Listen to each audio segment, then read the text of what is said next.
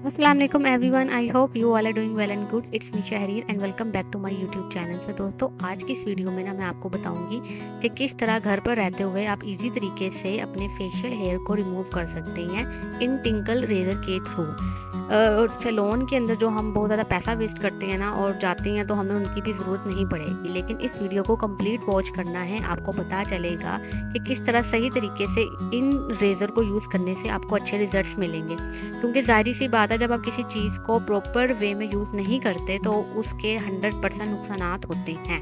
तो वीडियो को complete watch करना है आप। अगर तुम लोग नए हो तो सब्सक्राइब करो, वो जो लाल वाला बटन है उसके साथ स्कैम करो या फिर महफिल जमाओ, मुझे नहीं पता, बस क्लिक हो जाना चाहिए।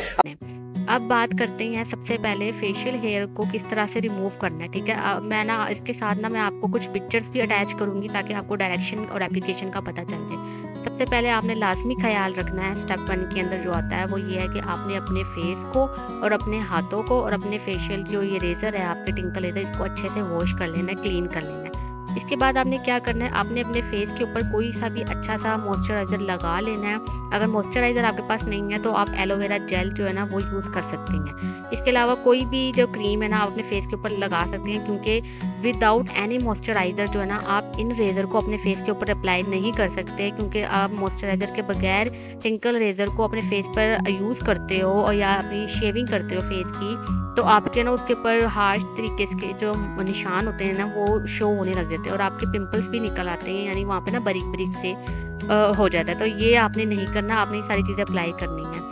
और इसके बाद जो है ना आपने ऊपर से नीचे की तरफ आना है और जो है ना इसको शेव करना है आहिस्ता आहिस्ता हल्के हाथों से। कोई भी जो है ना आपने जल्दबाजी का मुजाहरा नहीं करना।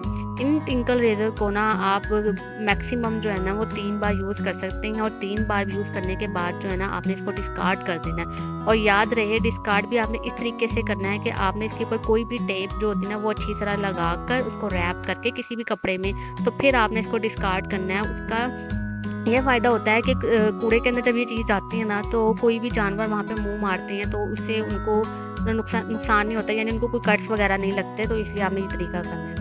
फिर आपने इन रेज़र को यूज़ करने के बाद ना आपने क्या करना है, गर्म पानी से अच्छे से वॉश करना है और इसको रखना है। फिर जब नेक्स्ट टाइम आप अप्लाई करोगे, यूज़ करोगे, फिर वॉश करना है, तो ऐसे 3 बार हो जाएगा।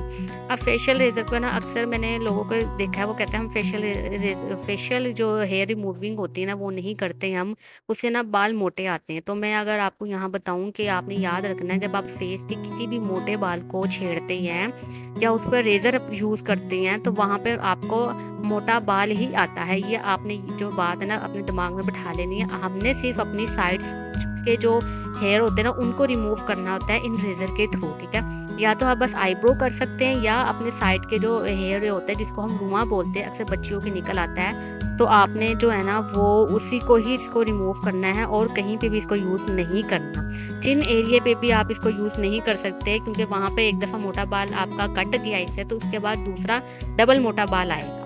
जब आप एक बार शेव कर लेते हैं तो उसके ऊपर दोबारा आप इस रेज़र को इस्तेमाल मत करें, वरना आपकी स्किन जो है ना वो छिल जाएगी। मतलब एक दफ़ा रेज़र कर लिया, ठीक है, अब ये नहीं कि आप दोबारा और नीटनेस के लिए उसके ऊपर और फेरे, तो आपकी जो स्किन है ना वहाँ से बहुत ज़्यादा सॉफ्ट हो जाती है, तो वो छिल सकती है। शेव करने के बाद आपने फेस को अच्छे से क्लीन करना है और उसके बाद फिर आपने जो है ना एक अच्छा सा मॉइस्चराइज़र अपनी स्किन के ऊपर अप्लाई कर देना है, या आप ऊपर कोई सा भी जो सीरम है ना वो आप जो है ना अप्लाई कर सकते हैं।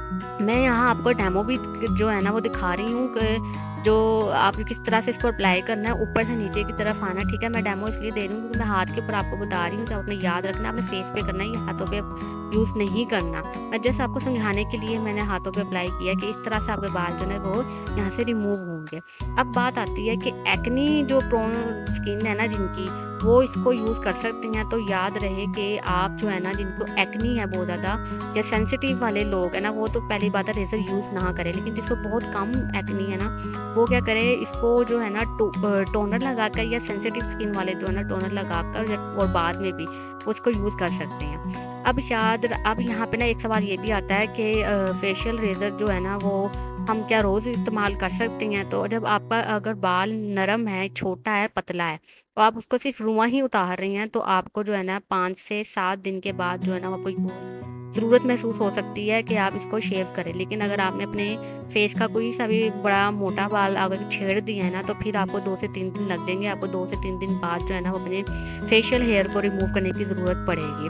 अब याद रखें कि जिस दिन भी आप फेशियल रेजर यूज़ करते हैं अपने फेस पर, उस दिन आप मेकअप भी कोई अप्लाई ना करें। कम अज़ कम जो है ना 1 दिन का जो है ना वो स्टे लाजमी दे। यही असूल है अपने जो आप फेस की शेविंग करते हैं ना, तो उस पर आप डायरेक्ट मेकअप अप्लाई ना करें, किया करें।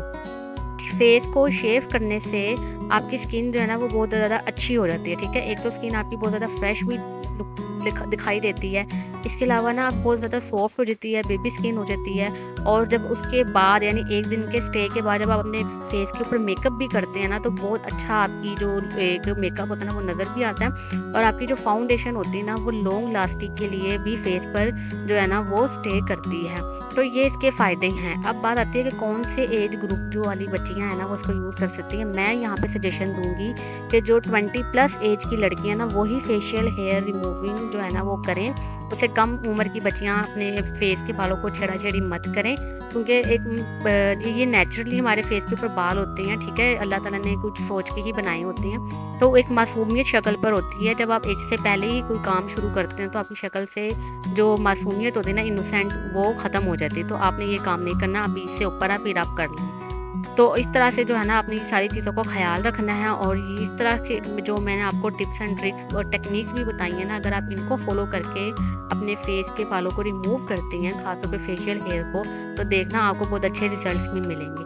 तो ये थी आज की वीडियो। उम्मीद करती हूँ आपको वीडियो पसंद आई होगी। तो जल्दी से वीडियो को लाइक करें, शेयर करें और कमेंट में मुझे लाजमी बताएं कि अगर मुझसे कोई टिप्स रह गई हो तो वह मुझे कमेंट करके आप लाजमी बता सकते हैं। मिलते हैं नेक्स्ट वीडियो में। अपना ढेर सारा ख्याल रखिए। अल्लाह हाफिज़।